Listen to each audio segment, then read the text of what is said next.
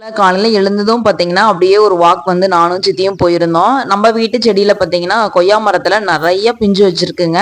இதுல என்னன்னா, இப்ப வர கொய்யா பழத்துல எல்லாமே கொஞ்சம் வந்து பழுக்க ஆரம்பிச்சது அப்படின்னா, புழுவெல்லாம் வர ஆரம்பிச்சுருது. அதனால கொஞ்சம் வந்து காய் வெட்டா இருக்கும்போதே, கொஞ்சம் வந்து பறிச்சு சாப்பிட்டுறலாம் அப்படின்னு சொல்லிட்டு ஒரு 4, 5 காய் இருந்தது. பறிச்சு சாப்பிட்டோம். இந்த மாதிரி நான் காட்டுற வியூ இருக்கு இல்லைங்க, அந்த இடத்துல எல்லாம் நான் சின்ன வயசா இருக்கும்போது இலந்தப்பழம், நவாப்பழம் பொறிக்கிறதுக்கெல்லாம் பாட்டி வந்து கூட்டிட்டு போவாங்க காட்டு சைடு. அதெல்லாம் நெறைய சுத்தி பார்த்த இடங்கள் இப்பல்லாமே வந்து ரொம்ப மிஸ் பண்றேன். அந்த டேஸ் எல்லாம் ஸ்கூல் லீவ்ல எல்லாம் பார்த்தீங்கன்னா, ஊர்ல கொண்டாந்து விட்டுருவாங்க. அப்பல்லாம் இது மாதிரி தான் நம்ம வந்து ரவுண்ட் அடிப்போம் காட்டுல எல்லாமே.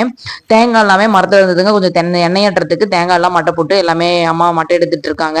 இந்த கோழி கொடாப்பு வந்து பார்த்தீங்கன்னா, கோழி எல்லாம் நைட் ஆனா தங்குறதுக்கு இந்த கோழி கொடாப்பு வந்து செஞ்சிருக்காங்க.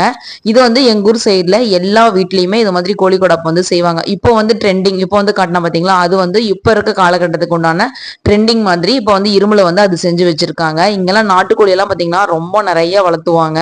அதனால எல்லா வீட்லயுமே இந்த கோழி கொடாப்பு வந்து இருக்கும். தாத்தாவுக்கு வந்து கால்வலி வந்து அதிகமா இருக்கிறதுனால அம்மா வந்து எண்ணெயெல்லாம் போட்டு அப்படியே நீ விட்டுட்டு இருக்காங்க. யாரெல்லாம் இது மாதிரி அப்பாவுக்கு பொண்ணுங்கெல்லாம் வேலை செய்வாங்கன்னு சொல்லுங்க.